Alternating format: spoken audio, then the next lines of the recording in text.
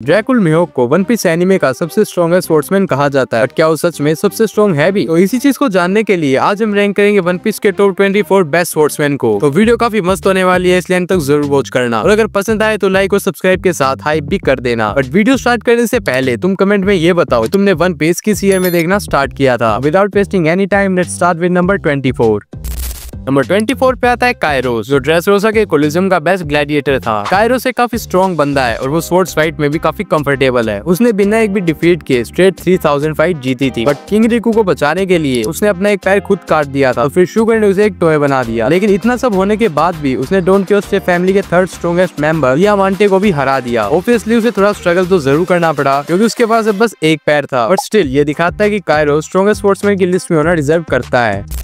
Number 23 पे आता है ब्रुक। तुम्हें ये तो याद ही होगा, जब ब्रुक का फर्स्ट टाइम थ्रिलर बाग में इंट्रोडक्शन हुआ था तो उसे द हमिंग स्पोर्ट्समैन के नाम से बुलाया जाता था। इवन होल केक आइलैंड में भी ब्रुक ने अकेले पूरी बिग मॉम आर्मी से फाइट की थी और वो सभी बंदे एक स्वॉर्ड कैरी कर रहे थे। ब्रुक की स्पोर्ट्समैनशिप की सबसे यूनिक बात ये है, तुम्हें पता भी नहीं चलेगा कि तुम उसके ट्रैप में कब फंस चुके हो, जैसा कि तुम इस सीन में भी देख सकते हो। जहाँ ब्रुक ने थाउजेंड ऑफ इंसेक्ट्स को बहुत इजीली हरा दिया। साथ ही वो जो फ्रीजिंग टाइप अटैक्स यूज करता है वो भी बहुत ज्यादा पावरफुल होते हैं और यही रीजन भी है कि ब्रुक की बाउंटी वानो के बाद 383 मिलियन हो गई। बट अगर ब्रुक के पास कोई हाकी आ जाए, मेनली ऑर्नामेंट हाकी, तो डेफिनेटली वो इस लिस्ट में और भी ऊपर जा सकता है। नंबर 22 पे आता है Vista. Vista white blade pirates के 5th डिवीजन का कमांडर है और पूरे वन पीस वर्ल्ड में वो फ्लावर ब्लेड विस्टा के नाम से जाना जाता है और शायद ही कोई ऐसा स्पोर्ट्समैन होगा जो उसे नहीं जानता होगा। माइनफोर्ड वॉर में विस्टा का ओपोनेंट खुद मिहोक था और उसने उसे पूरे वॉर के एंड तक बिजी रखा। इवन मिहोक खुद उसे व्हाइट ब्लेड पायरेट्स का बेस्ट स्पोर्ट्समैन भी बुलाता है। साथ ही वो उसे फाइट करने में खुद भी काफी इंटरेस्टेड था और जब मिहोक ने उस पर अटैक भी किया तो भी वो उसे काफी इजीली डिफ्लेक्ट कर देता है। इन सब के अलावा भी उसके पास स्पोर्ट्स फाइट का काफी लंबा चौड़ा एक्सपीरियंस है। नंबर 21 पर आता है आशुरा डोजी। तो अगर तुमने वानो आर्क तक वन पीस देख लिया है फिर तो तुम इसे जानते होगे, बट अगर नहीं देखा तो मैं बता दूं, ये बंदा ओडन के रिटेनर्स में से एक था और था मैं इसलिए बोल रहा हूँ बिकॉज ओनिगाशिमा रेड के टाइम पर उसकी डेथ हो गई। सो अगर हम उसकी पावर्स की बात करें, उसने काइडो के बेस्ट सबऑर्डिनेट्स में से एक जैक के साथ एक काफी अच्छी फाइट की और जब वो थोड़ा सीरियस हुआ उसने लिटरली उसे वन शॉट कर दिया था। इवन काइडो ने भी उसे काफी बार इंसिस्ट किया वो बीस्ट फाइट्स को ज्वाइन कर ले, बट क्योंकि वो ओडन के लिए काफी लॉयल था इसलिए उसने हर बार इस ऑफर को डिक्लाइन किया। नंबर 20 पर आता है डेंजिरो। डेंजिरो भी ओडन का एक रिटेनर था और भाई ये बंदा काफी पावरफुल भी है। जब ओरोची ने यासुई को मार दिया था और वो ओतोको को मारने ही वाला था तभी जोरो और सांजी ने उसे सेव कर लिया और फिर जोरो जब ओरोची पे अटैक करने वाला था और डेंजिरो बीच में आकर उसके अटैक को डिफ्लेक्ट कर देता है। फिर उसने उसके साथ काफी टाइम तक फाइट भी की, इसमें वो जोरो को इक्वली टक्कर दे रहा था। जोरो खुद ये चीज देखकर काफी शॉक था। फिर जब उसने अपनी ट्रू आइडेंटिटी रिवील की तो तुम देख सकते हो उसने कैसे बीस्ट पायरेट्स की शिप को सिर्फ एक अटैक से पूरा डिस्ट्रॉय कर दिया।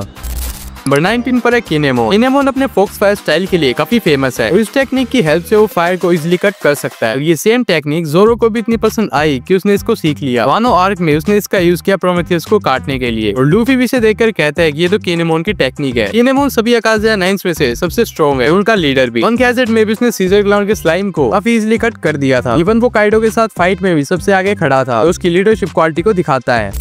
नंबर 18 पे आता है कैवेंडिश। कैवेंडिश को पायरेट प्रिंस के नाम से जाना जाता है। ड्रेसरोसा कोलिसेum में काफी स्ट्रॉन्ग स्पोर्ट्समैन के रूप में दिखा था। उसका सबसे बड़ा वेपन है उसकी स्वॉर्ड डुरेंडेल, जो एक लेजेंडरी मीथो ब्लेड है। कैवेंडिश की स्पोर्ट्समैनशिप काफी फास्ट और स्टाइलिश दोनों है। कैवेंडिश की असली पावर जब निकलती है जब उसकी अल्टर ईगो हाकुबा उस पे कंट्रोल पा लेती है। हाकुबा कैवेंडिश की एक ऐसी पावर है जो उसके कंट्रोल के कम्प्लीटली बाहर है, लेकिन उसकी स्पीड और एजिलिटी इंसेन लेवल की होती है। तुम्हें याद होगा जब उसने कोलिसेum के ग्लैडिएटर्स को एक ही पल में गिरा दिया था और किसी को भी समझ नहीं आया कि हुआ क्या, सिर्फ रेबेका ही उसे देख पाई थी बिकॉज उसकी स्पीड लिटरली बहुत ज्यादा थी। ड्रेसरोसा आर्क में कैवेंडिश ने स्ट्रो हैट्स के साथ मिलकर डो फ्लामिंगो के फैमिली के अगेंस्ट फाइट की और वो उसके ग्रैंड फ्लीट का एक काफी स्ट्रॉन्ग एसेट बन गया। अगर वो हाकुबा पे पूरी तरह कंट्रोल कर ले तो कैवेंडिश और भी ज्यादा डेंजरस स्पोर्ट्समैन बन सकता है। नंबर 17 पे आता है शिकी। शिकी एक लेजेंडरी पायरेट था जो रोजर का राइवल माना जाता था और वो वन पीस की हिस्ट्री का पहला बंदा था जो इम्पेल डाउन ब्रेकआउट किया था। उसका सबसे बड़ा वेपन सिर्फ उसका डेल्फुट ही नहीं बल्कि उसकी स्पोर्ट्समैनशिप भी है। तुमने देखा होगा कि उसने अपने दोनों पैरों को काटने के बाद उनकी जगह स्वॉर्ड्स लगा दी थी और वही स्वॉर्ड्स वो अपने लेग के लिए यूज करता है। इम्पेल डाउन में आने से पहले जब वो रोक्स फाइट्स में था तब भी वो स्वॉर्ड्स यूज करता था। इवन गार्प और सेनगोकू के साथ फाइट में भी उसके दोनों हाथों में स्वॉर्ड्स थी। शिकी की स्वॉर्ड्स का नेम है ओतो और कोगाराशी, जो कि एक लेजेंडरी डबल एल स्वॉर्ड्स है। शिकी का फ्लोटिंग डेल्फुट पावर्स उसकी स्पोर्ट्समैनशिप के साथ मिलकर बहुत डेंजरस हो जाती है। भले ही हमने उसकी स्वॉर्ड स्किल्स अभी तक उतनी नहीं देखी, बट डेफिनेटली वो काफी पावरफुल होगा। नंबर 16 पे आता है किंग। किंग काइडो का राइट हैंड मैन था और बीस्ट पायरेट्स का सबसे strongest all star. United race से बिलोंग करता है जो अपनी ड्यूरेबिलिटी और फ्लेम पावर्स के लिए जाने जाते थे। किंग की स्पोर्ट्समैनशिप काफी ब्रूटल और डिस्ट्रक्टिव है। उसकी फाइटिंग स्टाइल में वो अपनी स्पीड, फ्लेम और स्वॉर्ड अटैक्स को कंबाइन करके ओपोनेंट्स को प्रेशर में डाल देता है। वन आर्क में हमने देखा कि उसने जोरो को एक्सट्रीम डिफिकल्टी तक पुश किया और जोरो ने भी उसे एनमा स्वॉर्ड को मास्टर करने के बाद ही हराया था, वरना उसके अटैक्स भी कट कर पाना उसके लिए काफी मुश्किल था। किंग के फ्लेम ऑन मोड ने उसे इनसेन डिफेंस दिया और फ्लेम ऑफ मोड में उसकी स्पीड इतनी हाई थी कि ओपोनेंट्स को उसे देख पाना काफी मुश्किल हो जाता था। इसके अलावा किंग के पास एक स्वॉर्ड भी है, इसका नेम अभी तक रिवील नहीं हुआ और वो इजिली एनमा को टक्कर दे रही थी। नंबर 15 पे आता है शिरुयू ऑफ द रेन। शिरुयू पहले इम्पेल डाउन का हेड जेलर था। वो इतना रूथलेस था कि वो प्रिजनर्स के साथ एक्सेसिव वायलेंस और मर्डरिंग करता था। इसी वजह से उसे खुद इम्पेल डाउन के अंदर प्रिजन कर दिया गया। लेकिन मरीनफोर्ड वॉर के दौरान जब ब्लैकबियर्ड ने इम्पेल डाउन ब्रेकआउट किया, शिरुयू उसके क्रू में ज्वाइन हो गया और आज वो ब्लैकबियर्ड पायरेट्स का एक टॉप कमांडर और उसका राइट हैंड मैन है। शिरुयू रायू नाम की एक सोर्ड यूज करता है जो कि एक मिथो लेवल की है और अब तो उसके पास सूखे सूखे नोमी भी आ चुका है जो उसे इनविजिबल बना देता है। फ्यूचर में तो जोरो और शिरुयू की फाइट डेस्टिन्ड है ही, लेकिन तुम अभी कमेंट करके बताओ कि अगर वो दोनों करंटली फाइट करे तो उनमें से जीतेगा कौन। 14 पे आता है Bogard. Bogard monkey D Garp का राइट हैंड मैन और मेन का एक हिडन जेम है। वन पीस में इस कैरेक्टर के बारे में ज्यादा डिटेल नहीं दिखाया गया, लेकिन जितना भी ग्लिम्स मिला है उससे क्लियर होता है कि वो एक टॉप क्लास स्पोर्ट्समैन है। बोगार्ड हमें गार्प के साथ कई बार दिखाया गया है, जैसे गोड वैली में, वॉटर 7 में और इवन जब वो कैप्टन मॉर्गन को कैप्चर करने गया था तब भी। बोगार्ड की स्पोर्ट्समैनशिप काफी क्लीन है। जैसा तुम याद देख सकते हो कि जब कोबी हेलेम्पा को बचाने के लिए उन पे गन पॉइंट करता है और बोगार्ड बिना कोबी को नुकसान पहुंचाए उस गन को काफी स्मूथली कट कर देता है और गार्प ऐसे ही किसी को अपना राइट हैंड नहीं बनाता। हमें याद होगा किसने ओकीजी को भी ट्रेन करने से मना कर दिया था। सो डेफिनेटली बोगार्ड में कुछ तो ऐसी बात होगी, गार्प उसे ट्रेन करने के लिए मान गया। नंबर 13 पे आता है हर्ट पायरेट्स का कैप्टन ट्रफैगलर डी वाटरलो। लो अपनी ओपे ओपिनोमी के लिए तो काफी फेमस है, लेकिन उसकी स्पोर्ट्समैनशिप भी काफी अंडररेटेड है। लो एक लॉन्ग नोडाची स्वॉर्ड यूज करता है, इसका नेम है किकोकू और उसके स्ट्राइक्स हमेशा फास्ट और प्रिसाइज होते हैं। रूम एबिलिटी के साथ लो अपने स्वॉर्ड को एक नेक्स्ट लेवल वेपन बना देता है। उसका आइकॉनिक टेक्निक शैम्बल्स और काउंटर शो, उसके साथ स्वॉर्ड अटैक्स ओपोनेंट के लिए नाइटमेयर बन जाते हैं। लो ने अपने स्वॉर्ड से वर्गो जैसे स्ट्रॉन्ग ओपोनेंट को डिफीट किया जब उसने एक ही स्लैश में वर्गो, लैब और पूरे पंख हैजर्ड के माउंटेन्स को कट कर दिया था और स्मोकर के साथ फाइट में भी उसकी स्पोर्ट्समैनशिप दिख रही थी जहाँ वो उसे इजीली ओवरपावर कर रहा था। नंबर 12 पे आता है मरीन एडमिरल ईशो, जिसे हम फुजिटोरा के नेम से जानते हैं। फुजिटोरा एक मरीन एडमिरल होने के साथ साथ एक एक्सेप्शनल स्पोर्ट्समैन भी है। वो एक शिकोमिजो यूज करता है, एक स्वॉर्ड जो वॉकिंग स्टिक की तरह लगती है, लेकिन उसके स्ट्राइक्स काफी फास्ट और पावरफुल दोनों होते हैं। फुजिटोरा के स्पोर्ट्समैनशिप का सबसे बड़ा हाईलाइट ये है कि वो अपने ग्रेविटी डेडफुट पावर्स के साथ अपनी स्वॉर्ड के अटैक्स को काफी अच्छे से यूज कर लेता है। वो सिर्फ अपने एक अटैक से पूरे म्यूटोर्स को आसमान से खींच सकता है, जिससे बैटलफील्ड कंप्लीटली चेंज हो जाएगी। जैसे उस समय उसने लूफी और लो को अपनी स्पोर्ट्समैनशिप के साथ प्रेशर में रखा और अपनी एबिलिटीज दिखाई। जोरो के साथ फाइट में भी उसको लिटरली ओवरपावर कर रहा था। उसकी फाइटिंग स्टाइल काफी यूनिक है, समुराई की डिसिप्लिन और एडमिरल लेवल की स्ट्रेंथ का मिक्स है। ब्लाइंड होने के बावजूद उसके स्वॉर्ड अटैक्स एकदम एक्यूरेट होते हैं और वो अपनी सराउंडिंग्स को सेंस करके ओपोनेंट्स को इजीली काउंटर कर लेता है। नंबर 11 पे युंको शार्लेट लिन एके बिग मॉम। बिग मॉम को लोग उसकी इंसेंट ड्यूरेबिलिटी और डेयर फ्रूट के लिए जानते हैं, लेकिन वो एक पावरफुल स्वॉर्ड्समैन भी है। उसके हाथ में हमेशा रहती है उसकी नेपोलियन, जो एक लिविंग स्वॉर्ड है जो उसकी होमीज में से एक है। उल्के आइलैंड में जब उसके हंगर अटैक्स आए तो उसने सभी स्ट्रॉ हेड्स और कैरेट पे इकोकू नेम का एक स्वॉर्ड अटैक यूज किया, जिससे पूरा आइलैंड के 2 हिस्से हो जाते। वो लिटरली काफी स्ट्रॉन्ग अटैक था। इवन वानो में भी उसने काइडो के साथ मिलकर एक कंबाइंड अटैक यूज किया था जो बहुत ही ज्यादा डेडली था और उसके इस कंबाइंड अटैक ने उल्टी जैसे टोबी रोपो को लिटरली अनकॉन्शियस कर दिया था।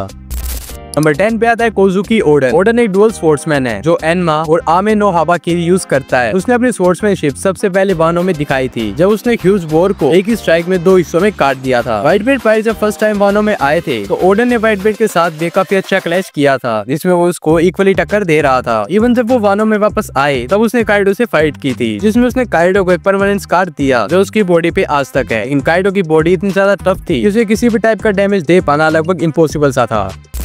नंबर 9 पे आता है जोरो। जोरो एक 3 स्वॉर्ड स्टाइल यूजर है। वाडो इचिमोनजी, सांडाई कितेत्सु और एनमा यूज करता है। उसकी स्पोर्ट्समैनशिप का सबसे पहला बड़ा पावर हमें एलेबेस्टा आर्क में दिखा, जहाँ उसने मिस्टर वन के स्टील अटैक्स को काफी इजीली कट कर दिया था और लास्ट में उसने उसको हरा दिया, बिकॉज स्टील को कट कर पाना वो भी बिना हाकी के लगभग इम्पॉसिबल सा था। थ्रिलर बार्क और वाटर सैंड में भी जोरो ने अपने ओपोनेंट्स को इजीली डिफीट किया। वानो में जोरो का सबसे बड़ा फीट जब था जब उसने काइडो और बिग मॉम के कंबाइंड अटैक को सर्वाइव किया, उन्हें टेम्परेरी ब्लॉक करके, और उसने भी ओडन की ही तरह काइडो को एक परमानेंट स्कार दिया, जिसे देखकर काइडो काफी इम्प्रेस्ड भी हुआ था। नंबर 8 पर silvers relic. Relic Roger parrots का फर्स्ट मेट था। रेलिक एक टॉप क्लास स्पोर्ट्समैन है। जब साबाउडी में किजारू ने सभी स्टूडेंट्स को हरा दिया था तो रेलिक ने उन्हें सेव किया और उसने किजारू के साथ लिटरली काफी अच्छी फाइट की। 76 इयर्स का होने के बाद भी उसने एक एडमिरल से हेड टू हेड फाइट की, जिसमें उसको इक्वली टक्कर दे रहा था। व्हाइट बेल्ट और रोजर पैरेट्स के क्लैश में उसने मार्को जैसे बंदे को सिर्फ एक फिंगर से स्टॉप कर दिया था। जब वो अमेज़न लिली में हैनकॉक को बचाने गया था तो उसने सिर्फ अपनी स्वॉर्ड निकाली थी और टीच की हालत टाइट हो गई। इवन रिसेंट चैप्टर में भी हमने देखा कि उसने सोमर जैसे होली नाइट को बहुत इजीली हरा दिया। नंबर 7 पर है गार्लिंग। इगरलैंड गार्लिंग पहले होली नाइट्स का सुप्रीम कमांडर था और सैटर्न की डेथ के बाद वो एक गोरो से बन गया। गार्लिंग की एंट्री एक सेलेस्टियल ड्रैगन के एग्जीक्यूशन के साथ हुई थी। हमने उसकी कोई ऑन स्क्रीन फाइट तो अभी तक नहीं देखी, बट क्योंकि अब मांगा में गॉड वैली के फ्लैशबैक्स चल रहे हैं तो हमें उसकी पावर जल्दी देखने को मिलेगी। व्हाइट बेल्ट जब शैंक्स से मिला था उसने कहा था कि उसका फेस देखकर उसका स्कार इचिंग करना स्टार्ट कर देता है। तो ऐसा हो सकता है कि गॉड वैली में गार्लिंग ने उसे स्कार दिया था। नंबर 6 पे फिगरलैंड शैमरॉक। शैमरॉक गार्लिंग का बेटा है और शैंक्स का बड़ा भाई। शैमरॉक हमें रिसेंटली एल्बा फार्क में इंट्रोड्यूस हुआ है और वो सभी होली नाइट्स का करंट सुप्रीम कमांडर है। शैमरॉक की स्वॉर्ड सेरेब्रस ने एक मिथिकल ज़ोआन डेयर फ्रूट खाया है जिससे वो सेरेब्रस में ट्रांसफॉर्म हो सकता है। उसने स्वॉर्ड की हेल्प से लोकी को भी टॉर्चर किया था, बट उसकी भी पावर्स के बारे में हमें ज्यादा नॉलेज नहीं है। लेकिन वो गार्लिंग का बेटा है और शैंक्स का बड़ा भाई, ऑब्वियसली वो काफी स्ट्रॉन्ग तो होगा ही और एक होली नाइट होने के नाते इसके पास काफी एडवांटेजेस भी है। नंबर 5 पे आता है सेंट नुज़जोरो। नुज़जोरो एक गोरोसे है जिसके पास ऑब्वियसली काफी सारी एडवांटेजेस आ जाती है, जैसे इंस्टेंट हीलिंग, रीजनरेशन और इमॉर्टलिटी की पावर। और बिकॉज वो एक गोरोसे है उसकी पावर्स पर हमें ज्यादा शक नहीं करना चाहिए। नुज़जोरो एक कर्स स्वॉर्ड यूज करता है, इसका नाम है शोडाई कितेत्सु और ये ब्लेड 12 सुप्रीम ब्लेड्स में से एक है। अभी रिसेंटली एनिमे में तुमने देखा होगा उसने कैसे सभी पैसिव विस्टास को लिटरली कैसे कट कर दिया था। नंबर 4 पे फिगरलैंड शैंक्स। शैंक्स एक प्योर स्वॉर्ड्समैन है, अपनी डिवाइन हाकी के साथ स्वॉर्ड्समैनशिप में परफेक्ट बैलेंस रखता है। मरीनफोर्ड वॉर में उसने अपनी स्वॉर्ड ग्रिफिन्स या काइनो के मैग्मा पंच को काफी इजीली ब्लॉक कर दिया था। उससे पहले भी हमने देखा था कि शैंक्स ने व्हाइट बेल्ट के साथ क्लैश किया था जहां उनके स्वॉर्ड कोलिजन से स्काई स्प्लिट हो गया था। एल्बा फार्क में भी शैंक्स ने अपनी स्वॉर्ड्समैनशिप और ऑब्जर्वेशन हाकी का कॉम्बिनेशन दिखाया था जहाँ उसने किड को एक ही स्ट्राइक में मार दिया और वो एक लौता बंदा है जिसने रोजर के डिवाइन डिपार्चर अटैक की लेगेसी को कैरी फॉरवर्ड किया। इवन उसने किजारू को भी अपनी स्वॉर्ड की नोक पे बॉर्न कर दिया था और की स्पीड लिटरली लाइट से भी ज्यादा है और वो बचपन से ही रेलिक के अंदर ट्रेन हुआ है। नंबर 3 पे आता है गोल्ड डी रोजर। रोजर के स्वॉर्ड का नेम है ए, जो ग्रिफिन से काफी सिमिलर दिखता है। रोजर ने व्हाइट बेल्ट के साथ काफी बार फ्रेंडली क्रैशेस किए हैं, इसमें लिटरली स्काई स्प्लिट हो जाता था और व्हाइट बेल्ट से फाइट करने से पहले इसने ओडन को भी डिवाइन डिपार्चर से वन शॉट कर दिया था, जबकि ओडन खुद एक काफी स्ट्रॉन्ग स्वॉर्ड्समैन था। इवन वो गार्थ का राइवल भी था। पिछले कुछ चैप्टर्स में हमने उनके बीच के क्लैशेस देखे हैं जहाँ वो उसको इक्वली टक्कर दे रहा था। गॉड वैली में तो उसने रॉक्स को भी हराया है। इस सीरीज का सबसे स्ट्रॉन्गेस्ट पायरेट है। नंबर 2 पे आता है मीहॉक। अब मुझे नहीं लगता कि तुम्हें से कोई भी बंदा इस बात से डिसएग्री करेगा कि प्योर स्वॉर्ड्समैनशिप में कोई भी कैरेक्टर, चाहे वो शैंक्स हो या फिर गोल्ड डी रोजर, कोई भी उसे बीट कर सकता है, because Mihawk currently world strongest swordsman है। उसने शैंक्स के साथ भी उस टाइम पे 1 वर्सेस 1 किया है जब उसके दोनों हाथ थे और उसके पास होली नाइट्स की एडवांटेज भी थी। मीहॉक योरू नेम की एक स्वॉर्ड यूज करता है, सबसे बेस्ट स्वॉर्ड मानी जाती है बिकॉज उसने उसे ब्लैक ब्लेड भी बनाया हुआ है। इवन रोजर के एग्जीक्यूशन के टाइम पर भी उसके पास योरू थी। मीहॉक हमें हमेशा फाइट्स को पोस्टपोन करता हुआ दिखा है, बट उसने जोरो को लिटरली एक छोटे से नाइफ से लगभग मार दिया था। बट स्टिल एक बंदा है जो शायद उसे पीछे छोड़ता है। तो फाइनली नंबर 1 पे है र्यूमा। र्यूमा को लोग लिटरली एक गॉड समझते थे और उसने एक जायंट ड्रैगन को मारा था जिससे उसके पास ड्रैगन स्लेयर का टाइटल आया। र्यूमा वो पहला बंदा था जिसने अपनी स्वॉर्ड को ब्लैक ब्लेड बनाया और उसका डर इतना ज्यादा था इवन उसकी डेथ के बाद भी वर्ल्ड गवर्नमेंट वानों को अपने कंट्रोल में लेने से डरती थी। तो मेरे अकॉर्डिंग मैं ये तो नहीं कहूंगा कि र्यूमा मीहॉक से कुछ ज्यादा स्ट्रॉन्ग था, मे बी उनके बीच सिर्फ थोड़ा सा ही डिफरेंस हो। बाकी तुम क्या सोचते हो, क्या र्यूमा सच में मीहॉक से कुछ ज्यादा स्ट्रॉन्ग था या फिर उनको इक्वल रख सकते हैं? तो गाइस कैसी लगी तुम्हें वीडियो, पसंद आई हो तो लाइक कर देना और आई होप कि अभी तक तुमने सब्सक्राइब तो कर ही दिया होगा। तो मिलते हैं अगली वीडियो में, तब तक के लिए बाय बाय।